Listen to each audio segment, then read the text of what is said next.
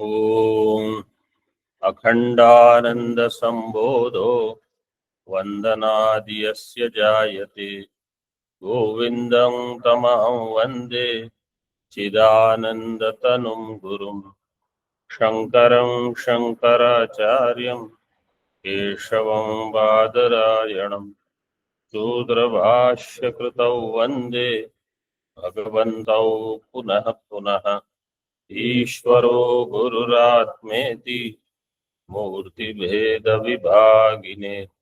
व्योमवद्व्याप्तदेहाय दक्षिणामूर्तये नमः। ओम शांति शांति शांति।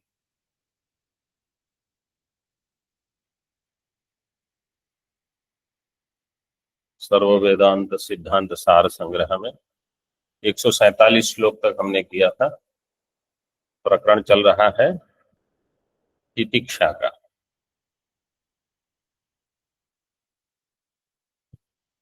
जो श्रद्धा से उपेत है, लेकिन अगर श्रवणादि में प्रयत्न नहीं करता तो उनकी गति योग भ्रष्ट की होती है। ऐसा भगवान ने गीता में कहा, वो उदाहरण दिया था यहाँ। ठीक है, आगे देखिए 148। न तु कृत्वैव सन्न्यासं तूष्णीमेव मृतस्य हि पुण्यलोकगतिं ब्रूते भगवान् न्यासमात्रतः।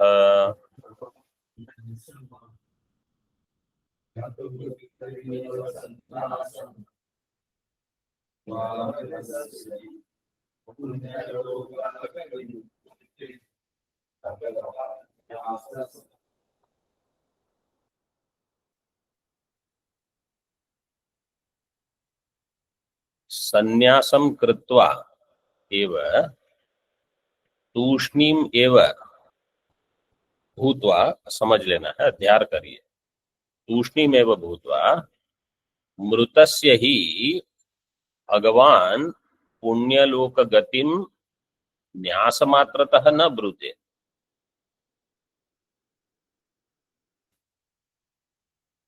भगवान न ब्रूते, ये मुख्य वाक्य। भगवान ये नहीं कह रहे हैं। क्या नहीं कह रहे हैं? कि सन्यास लेकर केवल चुपचाप एक जगह बैठ जाना और फिर जब मृत्यु होती है तो उनकी पुण्य लोक गति होती है, ऐसा भगवान नहीं कहते। मतलब केवल काषाय वस्त्र ग्रहण करके पुण्य लोक गति हो जाएगी, ऐसा नहीं है।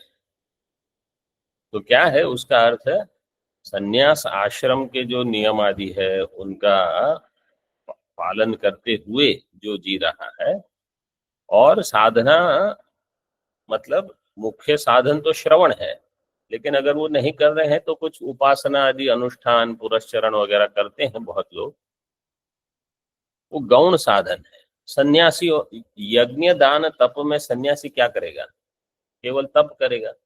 यज्ञ नहीं कर सकते, दान नहीं कर सकते। अब तप में क्या है? या तो मानसिक तप करो। मानसिक तप क्या है? कि आप इंद्रियों से अपने आप को दूर रखो, विषयों से अपने आप को दूर रखना। और दूसरा क्या है?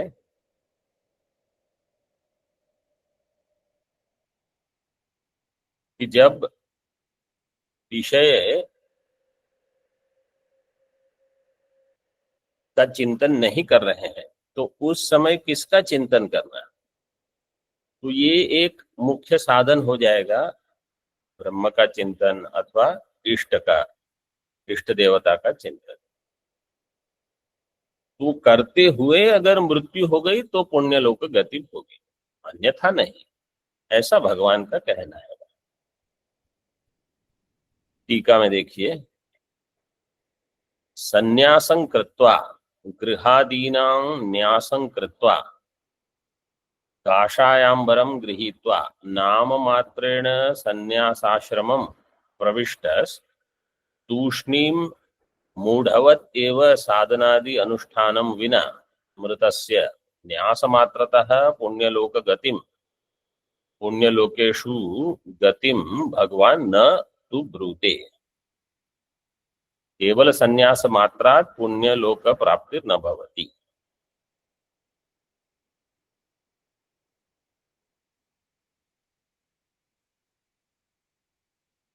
तो जब ऐसे कहा प्राप्य पुण्य कृतान लोकान उषित्वा शाश्वती समाः शुचीनाम श्रीमताम गेहे योग भ्रष्टो भिजायते। तो उसका अर्थ कैसे करना वो दिखा रहे हैं। संन्यासम कृत्वा, संन्यास का अर्थ है गृहादि को छोड़ दिया समझो। न्यासम कृत्वा, संन्यास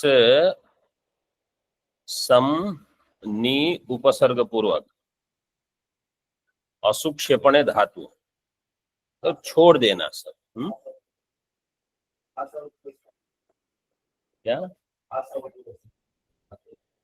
नहीं, असुक्षेपण मतलब फेंक देना उसको। तो संसार को छोड़ देना, त्याग कर देना। क्यों? तुच्छ बुद्धि रखकर कि इसमें क्या है। तो ऐसी बुद्धि अगर हमारी बन जाती है तो संसार के प्रति आकर्षण नहीं रहेगा।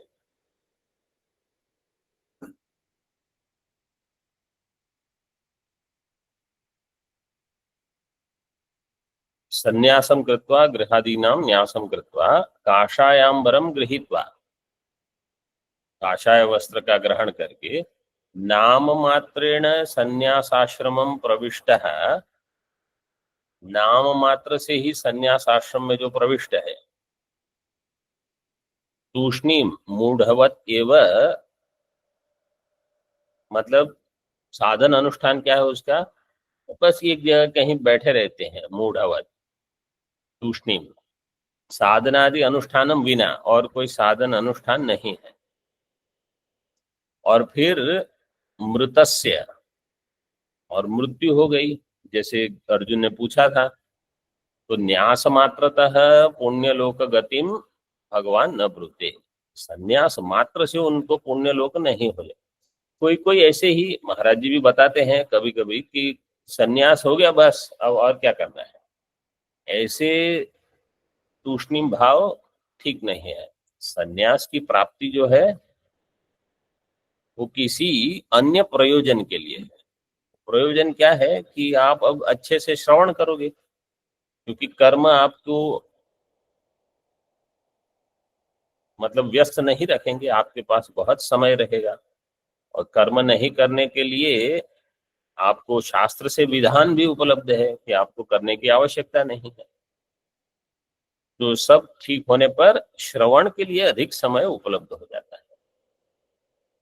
पुण्यलोक गतिम पुण्यलोकेशु गतिम भगवान न तो ब्रूते, केवल संन्यास मात्रात् पुण्यलोक प्राप्ति न भवति, संन्यास मात्र से पुण्यलोक की प्राप्ति नहीं।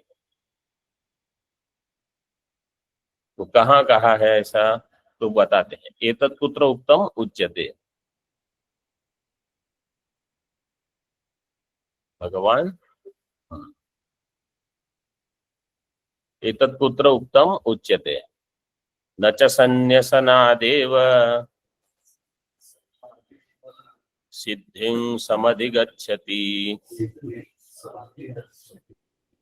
इत्यनुष्ठेय संत्यागात्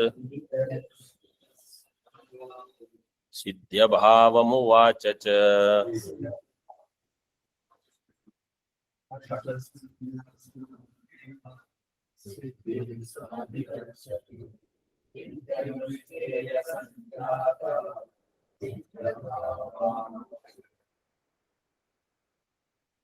भगवान ने गीता में कहा न च संन्यासनादेव सिद्धिम समधि गच्छति, केवल संन्यास मात्र से सिद्धि की प्राप्ति नहीं होती।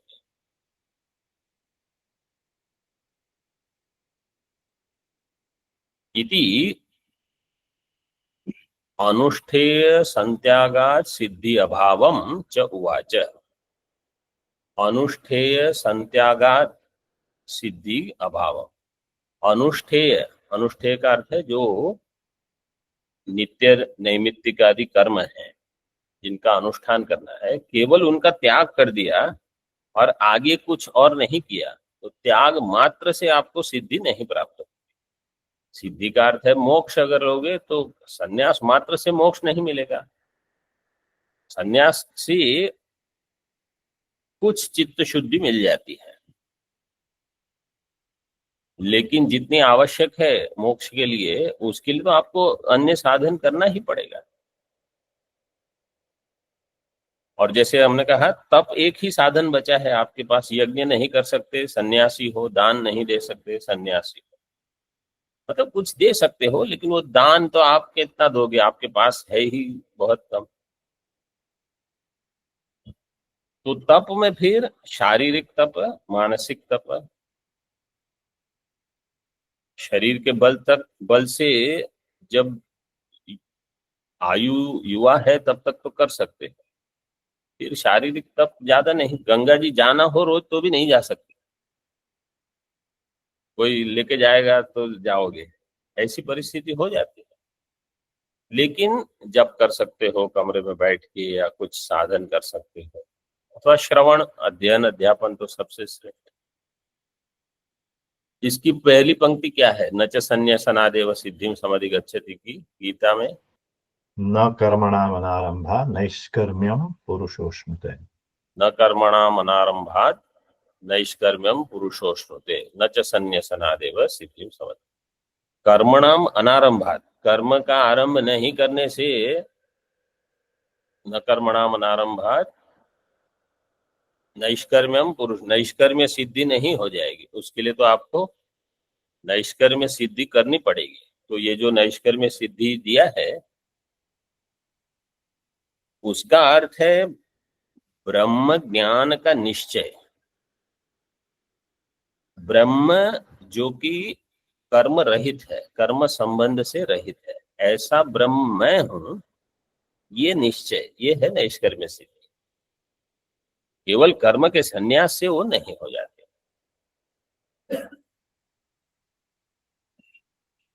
टीका में देखिए तो ये मतलब इसको बाद में भी भगवान ने बताया है 18वें अध्याय में, नैष्कर्म्य सिद्धिम परमाम संन्यासेनाधिगच्छति। वहां कहा संन्यासेन नैष्कर्म्य सिद्धिम गच्छति, यहाँ क्या कह दिया? संन्यास मात्रात सिद्धिम न समधिगच्छति। तो फिर विरोध लग रहा है कि यहाँ कहा संन्यास से सिद्धि नहीं होगी, वहां कह दिया संन्यास से ही सिद्धि होगी। मतलब वहां संन्यास के साथ अन्य अन्य जो साधन है, मुख्य है ज्ञान, ज्ञान से ही होगी सिद्धि।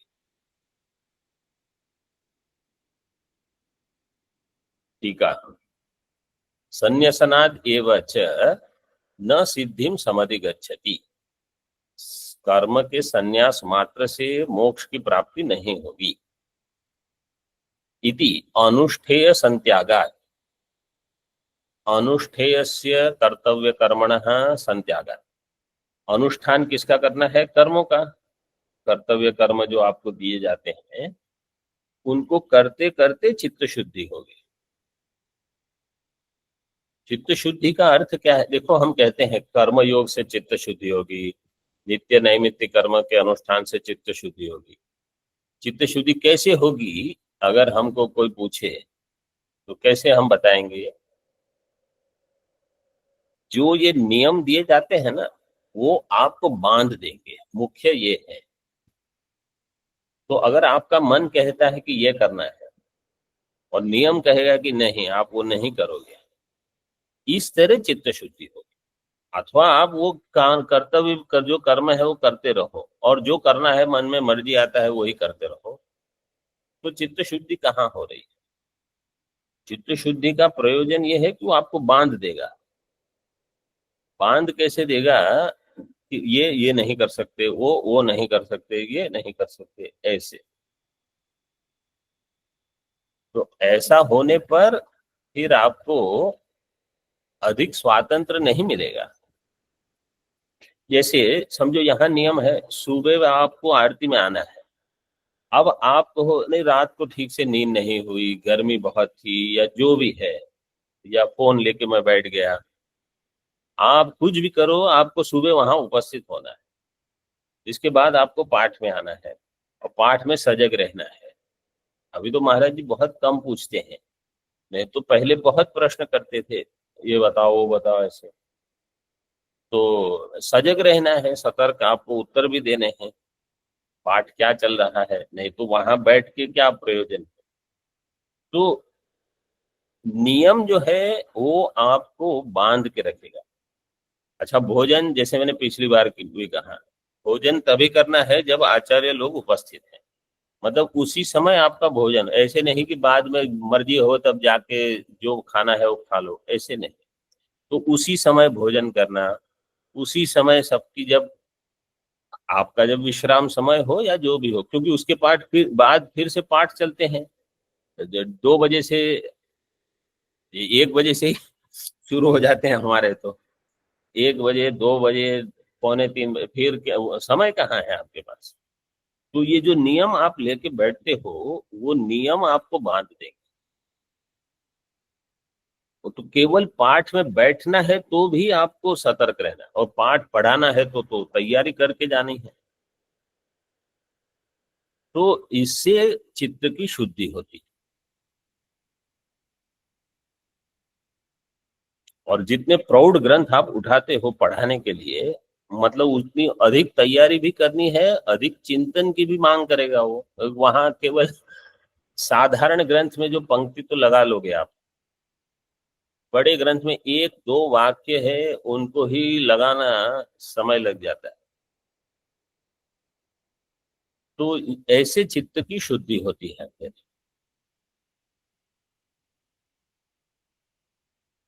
तो अनुष्ठेयस्य संत्यागात, मतलब कर्तव्य कर्मणः संत्यागात परित्यागात सिद्धि अभावम उवाच भगवान। ऐसे ही सिद्धि नहीं होगी। सिद्धि से यहाँ मोक्ष समझ लो। नैष्कर्म्य सिद्धि जो पूर्व, ये उत्तर पाद है, पूर्व जो उत्तरार्ध है। पूर्वार्ध में कहा है नैष्कर्म्यम पुरुषोष्ण न पुरुषम नैष्कर्म्यम पुरुषोष्णुते, जो दिया है वो। तस्मात् तितिक्षया सोढ्वा तत्तदुःखमुपागतम् कुर्याच्छक्त्यनुरूपेण श्रवणादिशनैः शनैः।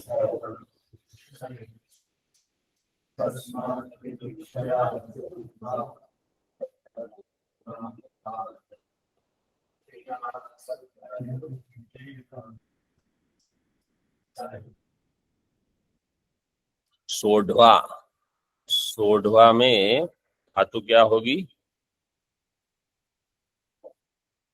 सहमर्षणे। सहमर्षणे में हकार है, सह, हकार का क्या होगा? होढ़ सूत्र से ढ हो जाएगा। फिर त्वा प्रत्यय लगा है, त्वा प्रत्यय में क का लोप हो जाएगा। किस सूत्र से? ढोढ़े लोपा। नहीं, पहले तो ककार का लोप कैसे करोगे? लशक व तद्धित से, ठीक है। लशक व तद्धित से ककार का लोप हो जाएगा। इसके बाद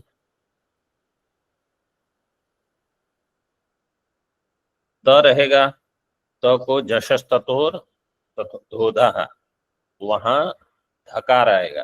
फिर टूनाष्टु से ध का ढ हो जाएगा। फिर ढोढ़े लोपा, तो एक ढ का लोप हो जाएगा, तो हो जाएगा सढ़। स का ओ कैसे होगा? वो मुख्य सूत्र है। सही वहोरो दवर्णस्य, ठीक है। सही वहोरो दवर्णस्य, सह धातु और वह धातु, इन दोनों में सकार का और वकार का ओ हो जाता है अकार का, तो सो हो जाए। जैसे गीता में है शक्नोति हैव यह सोढ़ुम, सोढ़ुम है सह धातु, वहां भी ऐसे ही सूत्र लगेंगे सब, क्रम यही रहेगा। ओढ़ झषस्तोर, फिर टुनाष्टु ओढ़ेर लोपः, और फिर ये सूत्र लग गया सही वहोरो दवर्णस्य। 6-3-112 इसका क्रमांक अगर आपको देखना है तो लिख लीजिए, 6-3-112।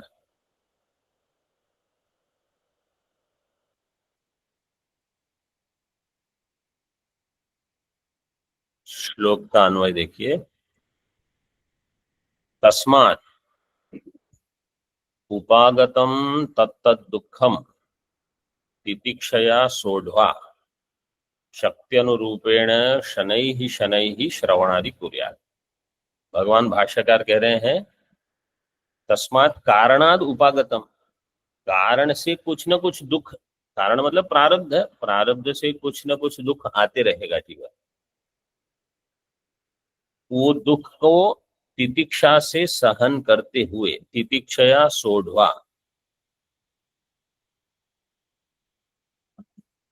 शक्ति अनुरूपेण शनैः शनैः श्रवणादि कुर्यात्। भगवान भाष्यकार का उपदेश है शक्ति अनुरूपेण, जितना आपका सामर्थ्य है उस प्रकार से धीरे धीरे श्रवण करते रहो, दुख का सहन, दुख को सहन करते हुए करते रहो। इससे क्या होगा, इससे आपके संन्यास आश्रम की सिद्धि हो जाएगी।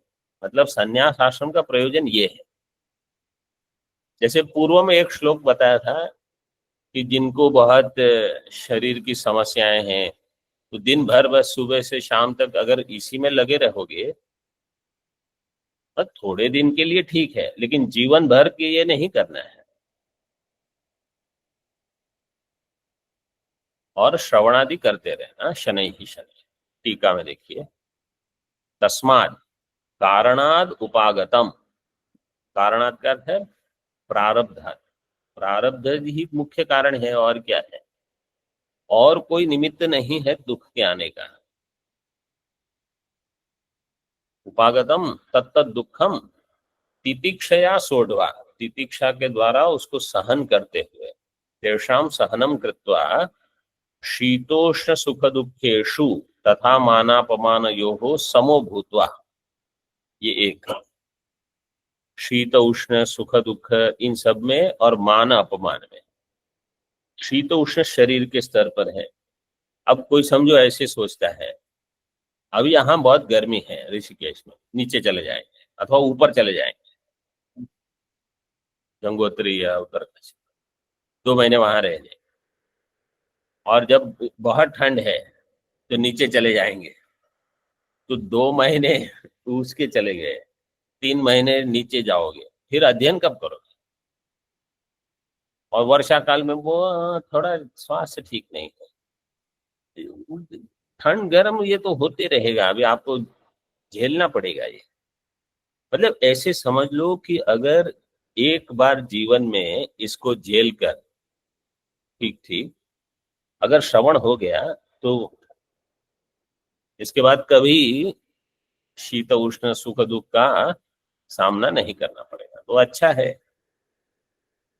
तथा मान अपमान, अब मुख्य तो ये है क्योंकि मान अपमान में बहुत तितिक्षा चाहिए।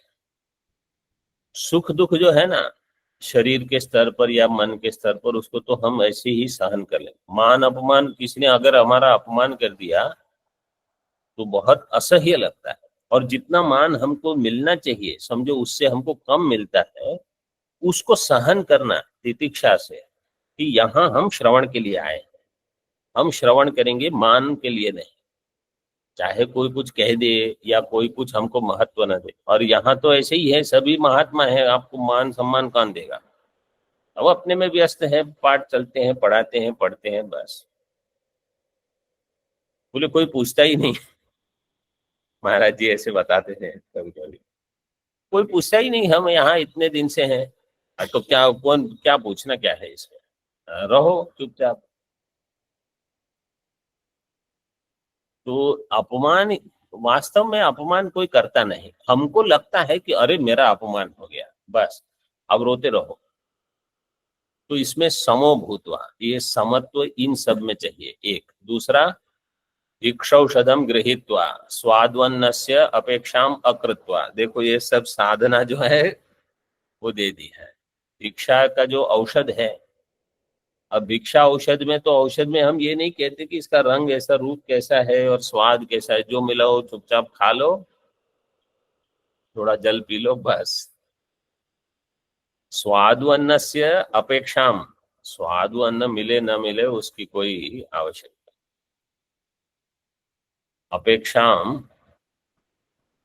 अकृत्वा, उसकी अपेक्षा नहीं करके, मतलब उसकी इच्छा नहीं करना है। शक्ति अनुरूपेण यथाशक्ति शनैः शनैः श्रवणादि कुर्यात्। यथाशक्ति ये अव्ययी भाव समास है। शनैः शनैः श्रवणादि कुर्यात्।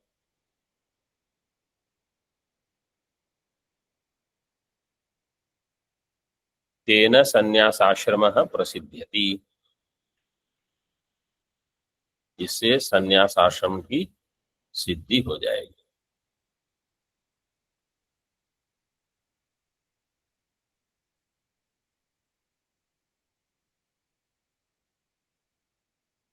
अव्यय का जो सूत्र है, अव्ययम विभक्ति समीप समृद्धि व्यर्थी अर्थाभाव अत्यय असंप्रति शब्द प्रादुर्भाव पश्चात यथा, उसमें यथा, फिर आनुपूर्व्य योगपद्य सादृश्य।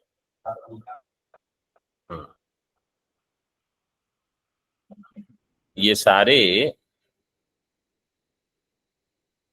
अव्ययी भाव समास के बोधक हैं। ये सारे जितने शब्द हैं इसमें, इन सभी में अव्ययी भाव लगता है।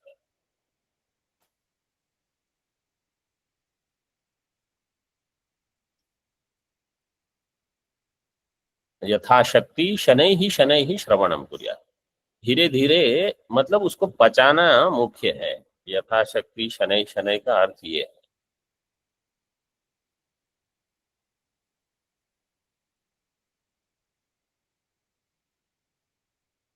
श्रवणादि कुर्यात्, तेन संन्यास आश्रम प्रसिद्ध्यति, इससे क्या होगा, संन्यास आश्रम की सिद्धि हो जाएगी, मतलब जो प्रयोजन है वो सिद्ध हो। आगे देखिए, तितिक्षाया अन्वयेन सर्वार्थ सिद्धि कथिता, तितिक्षोरेव विघ्नेभ्यः इति श्लोकेन, ये 144 श्लोक में आया था कि तितिक्षा होने पर सर्वार्थ सिद्धि, मतलब जिसको स्वर्ग चाहिए उनको स्वर्ग मिल जाएगा, जिनको मोक्ष चाहिए उनको मोक्ष भी मिलेगा, ऐसे। तो तितिक्षा का वो वहां अन्वय दिखाया था, अब यहाँ व्यतिरेक दिखाएंगे। अन्वय व्यतिरेक, किसी भी साधन की अथवा किसी भी वस्तु की महत्ता अगर आपको बतानी है, तो अन्वय व्यतिरेक से ये बताना है कि इसके होने पर क्या लाभ होगा, इसके नहीं होने पर क्या हानि होगी। जैसे कोई औषध है समझो, आपको बताना है कि औषध बढ़िया है, तो इसके होने पर क्या लाभ होगा, खाने पर क्या लाभ होगा, नहीं खाने पर क्या हानि होगी, तो इससे उसकी प्रशंसा होगी। किसी साधन की तितिक्षा है अथवा विवेक है, वैराग्य है, तो इसके होने पर क्या लाभ है, नहीं होने पर क्या हानि होगी, ऐसे। तो अन्वय व्यतिरेक किसी एक साधन का अथवा किसी वस्तु का प्रतिपादन करने के लिए सशक्त विचार की शैली है।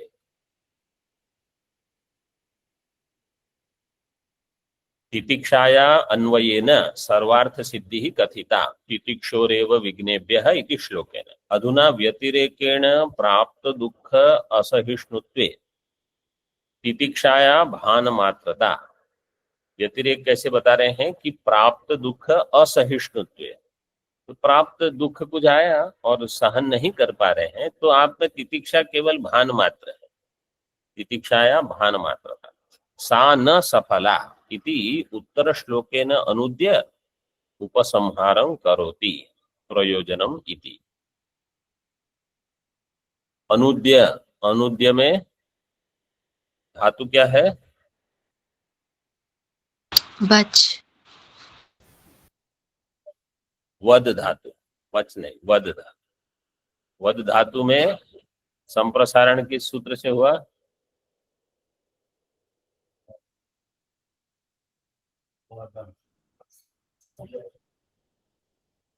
वचिस्वपि अजादि नाम इति। इससे आप केवल लिखते रहिए जहां जहां सूत्र उल्लेख होता है, तो फिर बाद में, हाँ, पुस्तक से देखते हैं, क्योंकि सूत्र का वहां प्रयोग कहाँ हुआ है वो भी पता होना चाहिए। मतलब हम सूत्र कंठस्थ कर लेते हैं, लेकिन उस, अच्छा यहाँ ऐसे प्रयोग हुआ है, यहाँ वो संबंध जुड़ जाता है ना, तो बुद्धि में फिर वो रहेगा।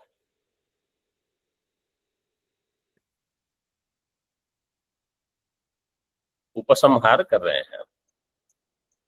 प्रयोजनं तितिक्षायाः साधितायाः प्रयत्नतः प्राप्त दुःखासहिष्णुत्वे न किंचिदपि दृश्यते।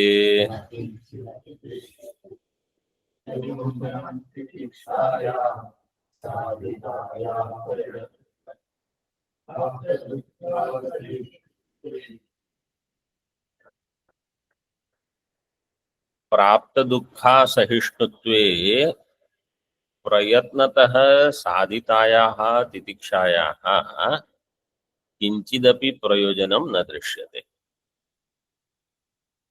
मतलब हम कहेंगे कि मैंने बहुत तितिक्षा की, ये किया वो किया, परीक्षा कब होगी? जब दुख आएगा और आप सहन कर सकते हो कि नहीं, बस परीक्षा केवल इतनी है। परीक्षा में फेल हो गए तो आप कहो हमने तो ये साधन किया वो साधन किया, बोले उसका कोई मतलब नहीं, क्योंकि यहाँ इसकी परीक्षा हो रही है। ये जीवन में हमेशा इसको ध्यान रखना है कि जैसे कोई विद्यार्थी बहुत अध्ययन करता है, लेकिन परीक्षा में उसको कुछ याद ही नहीं रहता। जब प्रश्न पूछा जाए बोले ये याद नहीं है वो याद नहीं, तो परिणाम क्या हुआ? आपने नहीं कुछ किया है, आपको फिर से करना पड़ेगा। तो यहाँ इस प्रकार से बताया है कि प्राप्त दुख जो है उसमें अगर सहिष्णुता नहीं है, असहिष्णुत्व, बहुत प्रयत्न से जो तितिक्षा साधित की है आपने, प्रयत्नतः साधितायाः तितिक्षायाः प्रयोजनम न किंचित अपि दृश्यते, कोई प्रयोजन नहीं दिखा कि आपने इतना सब किया, अब कहाँ परिणाम क्या है? मैं परिणाम तो कुछ नहीं देख रहा। तो वास्तव में हमको ही इसकी परीक्षा, कोई तो क्या परीक्षा करेगा, हमको ही परीक्षा करनी है कि मैंने इतने सारे साधन किए हैं लेकिन मैं अभी कहाँ अटका हूँ, कहाँ से यात्रा आरंभ की, कहाँ पहुंचे हैं, कहाँ पहुंचना है, ये हमको विचार करते रहना। मतलब मुख्य तितिक्षा का उपयोग क्या है कि जहां आप श्रवण के लिए आए हो वहां चाहे कुछ भी विघ्न आते रहे, आपका श्रवण नहीं छूटना चाहिए। चाहे वो शीत उष्ण हो, चाहे सुख दुख हो, चाहे मान अपमान, अथवा कोई अन्य प्रलोभन आ जाए, बोले क्या श्रवण रोज क्या करना, कुछ और करते हैं, कुछ नहीं। टीका में प्राप्त दुखा सहिष्णुत्वे, प्राप्तस्य दुःखस्य असहिष्णुत्वम, सहिष्णु ये शब्द जो है, देखा है आपने, सहिष्णु शब्द में इष्णुच प्रत्यय है इसमें। इससे बहुत सारे शब्द बनते हैं। अलंकृन, निराकृन, प्रजन, उत्पच, उत्पत, उन्मद, रुचि, अपत्रप, भृतु, मृदु, सहचर, इष्णुच। इन सब में जैसे सह, सहिष्णु, चर तो चरिष्णु, ऐसे शब्द बनते हैं। 3, 2, 136 इसका क्रमांक है। 3, 2, 136, 3 to 136, 3 to 136। उत्पचिष्णु ऐसे शब्द है। उत्पचिष्णु, उत्पतिष्णु, उन्मदिष्णु, अपत्रिष्णु, अपत्रपिष्णु, सहिष्णु, चरिष्णु, ये तो सब हम जानते हैं। ये दूसरे शब्द भी है। जिष्णु का इसमें यहां नहीं दे, जिष्णु का शायद उणादि सूत्र में है, उसमें यहां नहीं। इस सूत्र से नहीं है इसमें।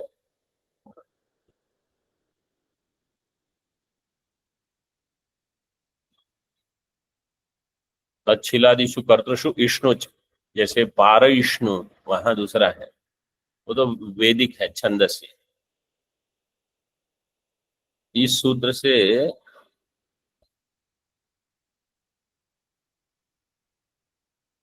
भविष्णु, दूसरा एक सूत्र है, उससे भविष्णु, भ्राजिष्णु है। बस फिर तो कष्णु। हाँ, जिष्णु के लिए ये है। ग्लाजिस्थ, चक्षु, उससे जिष्णु दिया है। ग्लाजिस्थ चक्षु।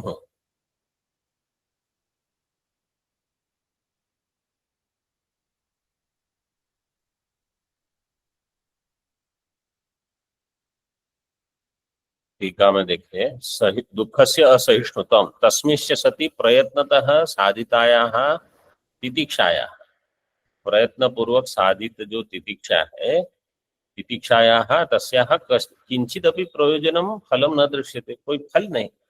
ऐसा नहीं है कि कुछ फल नहीं होगा, कुछ फल तो होगा ही। आपने इतनी मेहनत की है, कुछ साधना तो की है, लेकिन जितना आवश्यक है उतना नहीं हुआ। जैसे अगर कोई कहेगा आपको भूख लगी है, अरे बहुत भूख लगी है, ठीक है हम आपको भोजन देते हैं, और 2 चम्मच कुछ दे दिया, फिर आपको पूछेंगे आपने खाया, अभी आप क्या उत्तर दोगे? नहीं खाया ऐसे नहीं कह सकते, क्योंकि कुछ तो खाया है, लेकिन वो खाने से पेट भरा क्या? नहीं। तो जो फल आप चाहते थे वो तो नहीं मिला। कुछ तृप्ति हुई, लेकिन जितनी आवश्यक थी उतनी नहीं। तो ऐसे ही है कि तितिक्षा का कुछ फल मिलेगा, लेकिन जो उच्चतम फल आपको चाहिए था वो नहीं मिल रहा है।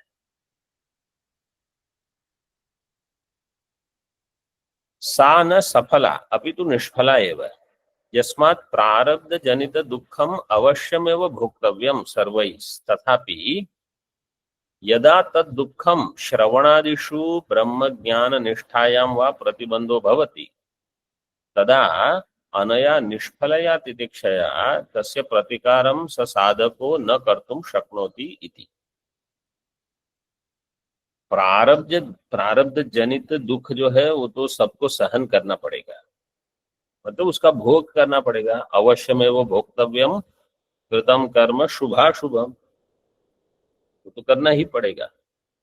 लेकिन तथापि यदा तद दुखम श्रवणादिषु, श्रवण में जब प्रतिबंध आता है, अथवा ब्रह्म ज्ञान निष्ठा में कि आपको अब अन्य अन्य विघ्न को हटा देने हैं, तो वहां अगर प्रतिबंध होते हैं और ये तितिक्षा उसको सहन करने में समर्थ नहीं है, तदा अनया निष्फलया तितिक्षया तस्य प्रतिकारम स साधको न कर्तुम शक्नोति, वह साधक ऐसी तितिक्षा से उस प्रतिबंध का प्रतिकार नहीं कर पाता। तो वहां आपको अधिक बल चाहिए साधन का।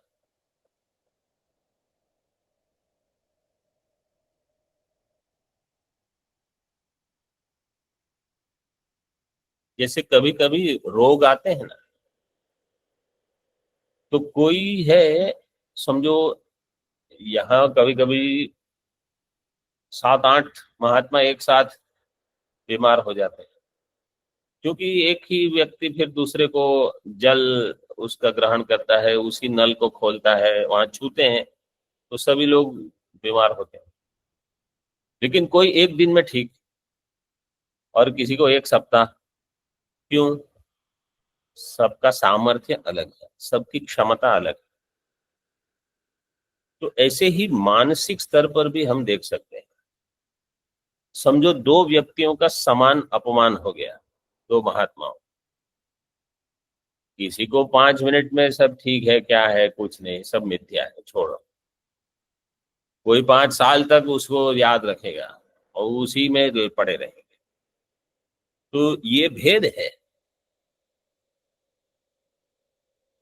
तो कितनी जल्दी हम पुनः अपने मार्ग पर आ जाते हैं कि वो सब कहाँ सोचना, उसको छोड़ दो। ये सामर्थ्य होना, यही साधना का फल है। आपने बहुत साधना की है, ठीक है, इसका फल ये होना चाहिए। यहाँ तितिक्षा का प्रकरण पूरा हुआ। अब सन्यास।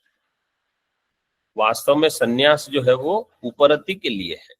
देखिए टीका में, क्षमादि षट्क संपत्तिषु शम दम तितिक्षा विस्तरेण कथिताः।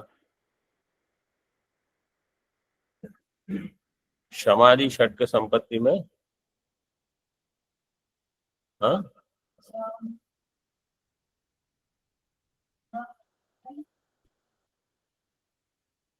साधको स साधको न कर्तुम शक्नोति, है ना। क्षमादि षट्क संपत्तिषु शम दम तितिक्षा विस्तरेण कथिता। क्षमादि षट संपत्ति में ये 3 हो चुके, शम दम तितिक्षा। और पहले विवेक वैराग्य। इसमें भी शम में क्या बताया था, देखो थोड़ा बताते हैं। तत्र अनेकानि मनः प्रसाद साधनानि ब्रह्मचर्यात् प्रभृति मुमुक्षुता पर्यंतम समुद्बोधितानि। शम के अंतर्गत मन के प्रसाद के जो साधन है, ब्रह्मचर्य से लेकर मुमुक्षुता तक बहुत सारे साधन बताए। अब अधुना कर्मणो मोक्ष प्राप्ति साधनत्वेन असामर्थ्यात् सर्वकर्म संन्यासेन उपरति रुच्यते।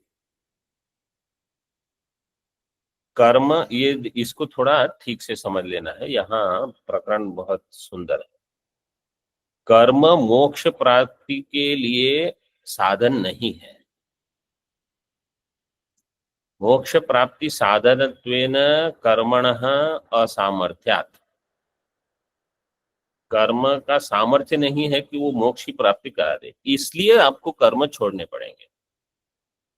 कर्म का संन्यास किस लिए है? सामान्य तो लोग क्या सोचते हैं, अरे वो सब झंझट में कौन पड़े, गृहस्थ आश्रम में, उससे अच्छा संन्यास ले लो, फिर श्रवण करेंगे। मुख्य जो वहां प्रयोजन है वो ये है, हमारे पास केवल 2 साधन है, कर्म और ज्ञान, और हमारा साध्य है मोक्ष। तो मोक्ष के लिए ज्ञान ही साधन है, कर्म साधन नहीं है। न स्वतंत्र रूपेण, न समुच्चय करके कि कर्म मुख्य ज्ञान गौण अथवा ज्ञान मुख्य कर्म गौण, किसी भी समुच्चय के रूप में कर्म साधन नहीं है, इसलिए कर्म का संन्यास। कर्म छोड़ने क्यों है, ये प्रयोजन समझना है। मोक्ष प्राप्ति साधनत्वेन असामर्थ्यात् सर्वकर्म संन्यासेन उपरति रुच्यते। सर्वकर्म संन्यास के द्वारा उपरति बताई। उक्तंच व्यास महर्षि भी नैतादृशं ब्राह्मणस्यास्ति वित्तम् यथैकता समता सत्यता च शीलं स्थितिर्दण्डनिधानमार्जवम् ततस्ततश्चो परम क्रियाभ्यः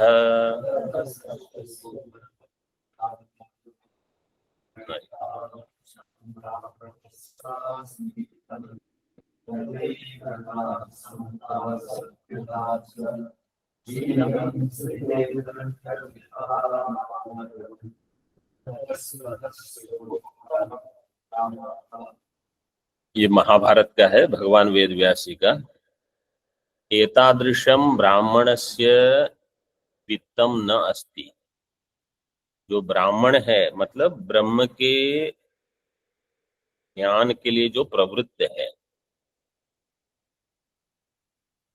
ब्राह्मण का एक अर्थ तो है ब्रह्म जानाति इति ब्राह्मण है, लेकिन साधन के पक्ष में अगर हमको देखना है तो जो ब्रह्म ज्ञानी बनना चाहता है उसके लिए सबसे बढ़िया वित्त क्या है, उसकी संपत्ति क्या है? बोले इसको छोड़कर अन्य संपत्ति उसकी नहीं है। क्या है उसकी संपत्ति? एकता, समता, सत्यता, शीलम, स्थिति ही, दंड निधानम, आर्जवम, ततस्ततश्च क्रियाभ्यः उपरम। एकता, समता, सत्यता। एकता मतलब एकत्व दर्शन, समता समत्व रहना बुद्धि के स्तर पर, सत्यता सत्य का पालन करना, सत्य धर्म का, शीलम आपका स्वभाव जो है वो एक ऐसा स्वभाव हो, गुणी व्यक्ति, सात्विक गुण वाली जो व्यक्ति होती है ऐसा शीलम। स्थिति ही, स्थिति का अर्थ भी समता जैसा ही है। दंड निधानम, दंड को धारण करना, दंड मतलब इंद्रियों का दमन करके रखना ऐसे। आर्जवम, आर्जवम हमने पहले देखा, वांग मन काय के स्तर पर एक ऐसा व्यापार जो शास्त्र के अनुकूल हो। और ततस्ततश्च क्रियाभ्यः उपरम, क्रिया से उपरति हो, संन्यास। यही आपकी संपत्ति है। ब्रह्म ज्ञानी अथवा जो ब्रह्म ज्ञान के अन्वेषण में लगा है यही उसकी संपत्ति है। फिर से मैं बताता हूं। यथा एकता मतलब एकत्व देखना, भेद बुद्धि नहीं रखना। समता मानसिक स्तर पर समत्वम, सत्यता। शीलम, शीलम मतलब आपका स्वभाव हो सात्विक गुणवान व्यक्ति के जैसा, यह है शीलम। स्थिति ही, स्थिति मतलब ऐसा बने रहना, ऐसा नहीं कि कभी कभी ऐसे हो गया और फिर चला गया, तो वो समत्व बना रहे, सत्यता बनी रहे ऐसे। दंड निधानम का अर्थ है दमन, दंड को धारण करना। दंड को धारण करना मतलब इंद्रियों को दमन करके रखना। आर्जवम और क्रियाभ्यः उपरम, क्रिया से उपरति। ओम पूर्णमदः पूर्णमिदं पूर्णात् पूर्णमुदच्यते पूर्णस्य पूर्णमादाय पूर्णमेवावशिष्यते। ओम शांति शांति शांति। शंकरं शंकराचार्यं केशवं बादरायणं सूत्रभाष्यकृतौ वन्दे भगवन्तौ पुनः पुनः।